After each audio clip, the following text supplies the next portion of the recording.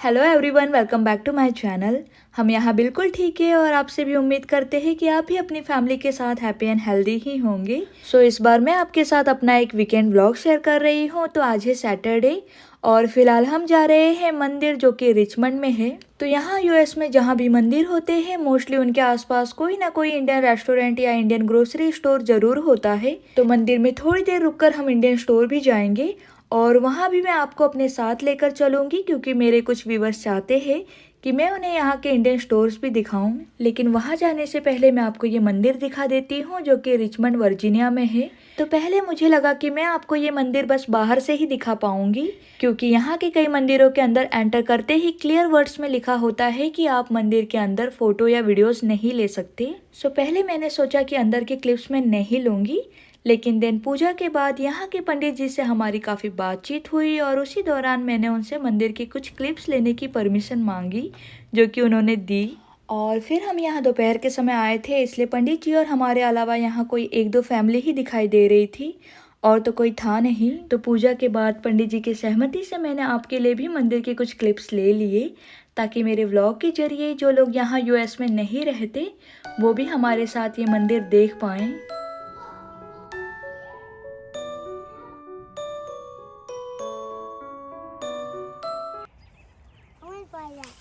Swimming pool.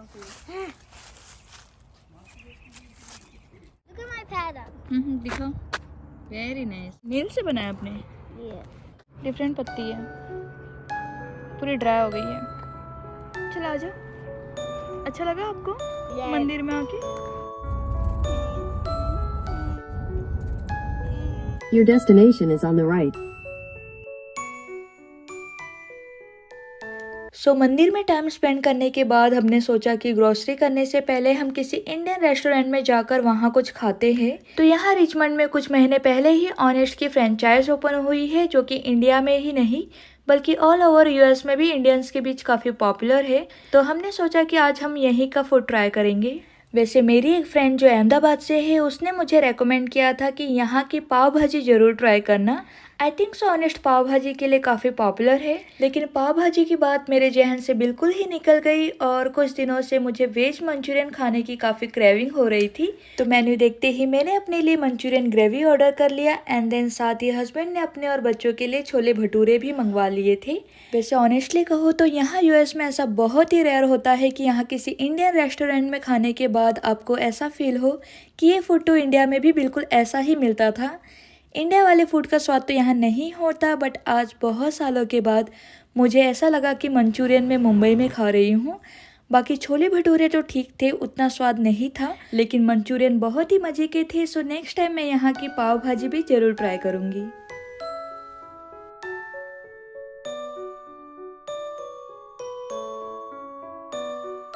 So finally हम आ गए हैं रॉयल बाजार अपनी ग्रोसरी के लिए। वैसे यहाँ हमेशा थोड़ी भीड़ होती है, इसलिए स्टोर के अंदर मैं अकेले ही जाऊँगी शॉपिंग करने। बच्चे अपने डैडी के साथ कार में ही बैठेंगे, उन्हें अंदर मैं अपने साथ लेकर नहीं आई हूँ। तो फिलहाल मुझे यहाँ से कुछ सब्जियाँ लेनी है और साथ में आटा, दाल, मसाले जैसे रैंडम चीज़ें भी लिस्ट में है जो मैं यहीं से लेती हूँ। तो चलिए अब मैं शॉपिंग करती हूँ एंड देन जो भी यहाँ से लूँगी वो सारे आइटम मैं आपको घर जाके आराम से दिखाऊँगी।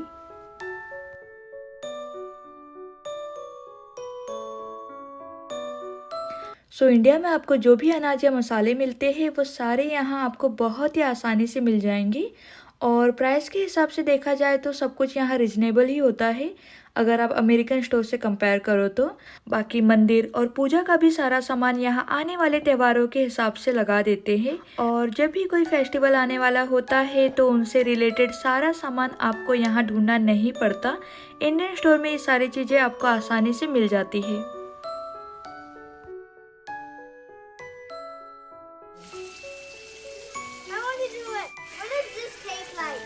तो आज ये संडे और ब्रेकफास्ट करने के बाद जो इंडियन स्टोर से हमने कल सब्जियां लाई थी, फिलहाल यहाँ आयांश उन्हें क्लीन करने में मेरी हेल्प कर रहा है। वैसे कल रात हमें घर आने में काफ़ी देर हो गई थी तो सारी ग्रोसरी मैंने गराज में ही रख दी कि कल संडे है, आराम से सब्जियों को क्लीन करके मैं फ्रिज में रख दूंगी। सिर्फ जो फ्रोजन आइटम्स थे लाइक पनीर वगैरह बस उन्हें मैंने रात में ही फ्रीजर में रख दिया एंड इन सारी सब्जियों के ऊपर वैक्स लगा होता है, तो उसे रिमूव करने के लिए मैंने सब्जियों को धोने से पहले उन पर बेकिंग सोडा डालकर उन्हें पानी में 5 से 10 मिनट भिगा कर रखा था।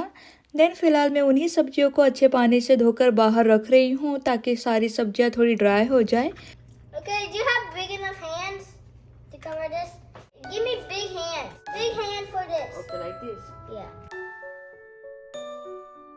Dancing in the water. I'm dancing in the water. I'm flying to the volcano.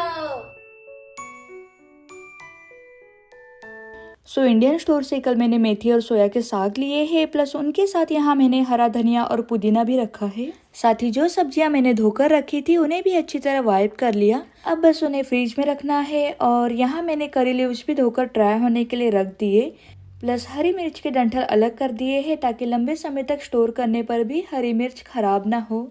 और सब्जियों के अलावा कुछ दाल और मसाले लिए हैं जो कि एक एक कर मैं आपको स्क्रीन पर दिखा रही हूँ। साथ ही अपने और बच्चों के लिए कुछ हमारे फेवरेट इंडियन स्नैक्स भी लिए हैं, लाइक नमकीन, समोसे, कचौरी वगैरह।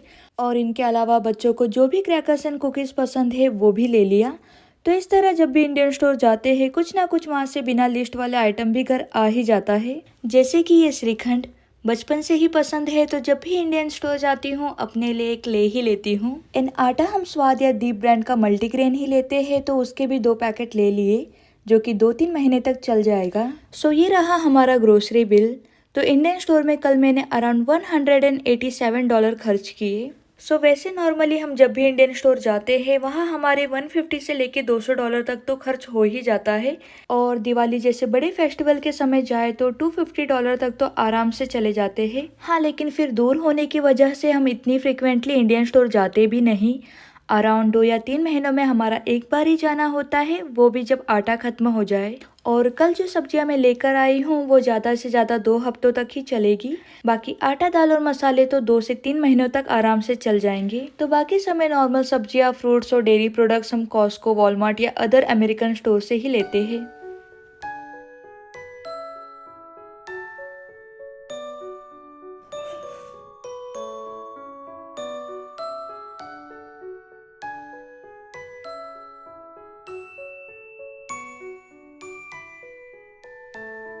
तो मैंने ऑलरेडी अपनी ग्रोसरी हमारे किचन आइलैंड के नीचे जो कैबिनेट है वहाँ अरेंज कर दी है।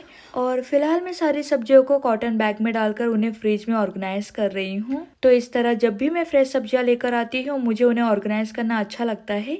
प्लस वीक डेज में कुकिंग भी आसान हो जाती है। तो अब बस मुझे थोड़ा सा मील प्रेप करना है एंड देन मैं अपना लंच बनाना शुरू करूँगी।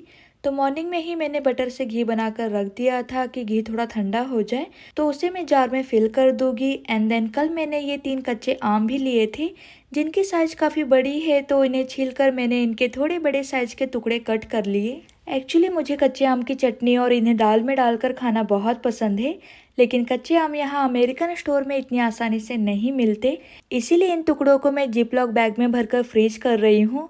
सो जब भी मेरा मन आम की चटनी या आम वाली दाल खाने का करे मेरे पास कच्चे आम अवेलेबल हो। और साथ ही मैंने हरा धनिया, पुदीना और कच्चे आम की चटनी भी बनाकर रख ली। तो इस तरह जिपलॉक बैग में कच्चे आम फ्रीज करने से उनकी लाइफ बढ़ जाती है और उन्हें फ्रीजर में रखकर आप 2 से 3 महीने यूज़ कर सकते हो। और जैसा कि मैंने आपसे ऑलरेडी मेंशन किया है कि इंडियन सब्जी मुझे इतनी आसानी से यहाँ नहीं मिलती, तो जब भी मैं इंडियन स्टोर से अपनी कोई पसंद की सब्जी एक्स्ट्रा लाती हूँ तो उन्हें भी कट कर मैं फ्रीज कर देती हूँ, सो जब भी मैं चाहूँ इन्हें बनाकर खा सकूँ। तो इस बार मैंने तुरई एक्स्ट्रा लाई है, इसलिए इन्हें भी मैंने कट कर फ्रीजर में रख दिया। और इन सब्जियों की तरह ही मैंने नारियल को भी तोड़कर उन्हें छोटे छोटे टुकड़ों में कट कर उन्हें भी फ्रीजर में रख दिया, सो मैं मोर फ्रिक्वेंटली नारियल की चटनी बना सकूँ।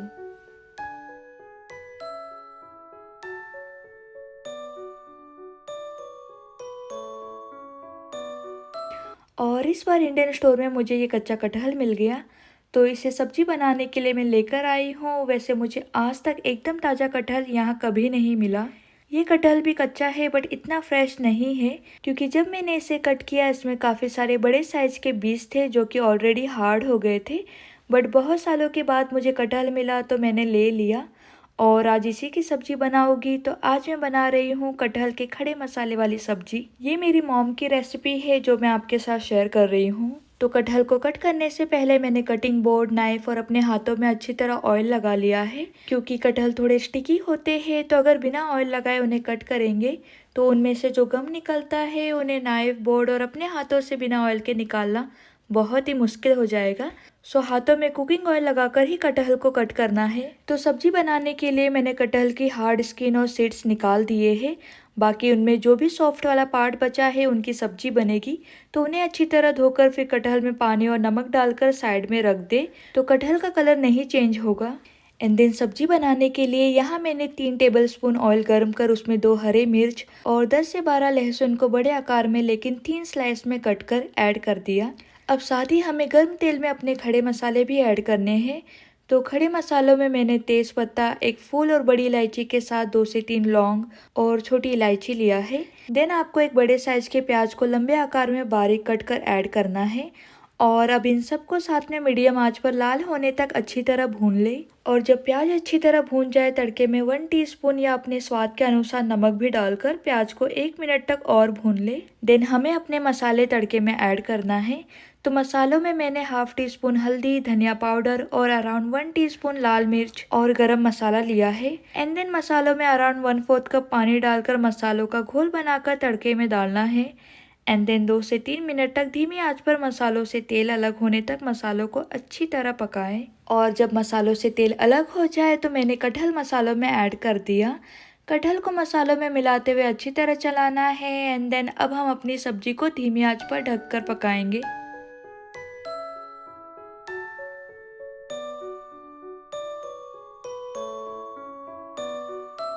तो कटहल की सब्जी बनाना बहुत ही आसान है, लेकिन बस इसे पकाने में थोड़ा ज़्यादा समय लगता है। तो धीमी आंच पर बीच बीच में चलाते हुए आपको ये सब्जी पकानी है। अगर लगे तो सब्जी में थोड़ा सा पानी भी ऐड कर ले, अराउंड 2 से 3 टेबलस्पून पानी, दैट्स इट। एंड देन धीमी आंच पर सब्जी को ढककर ही पकाएं।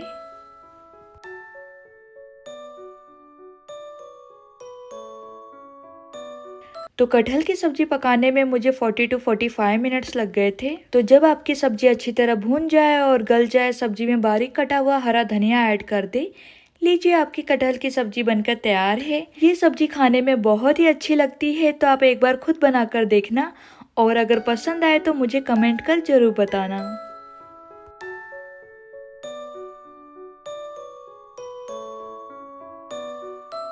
सो आज का व्लॉग मैं यही एंड कर रही हूँ। आई होप आपको ये व्लॉग पसंद आया होगा।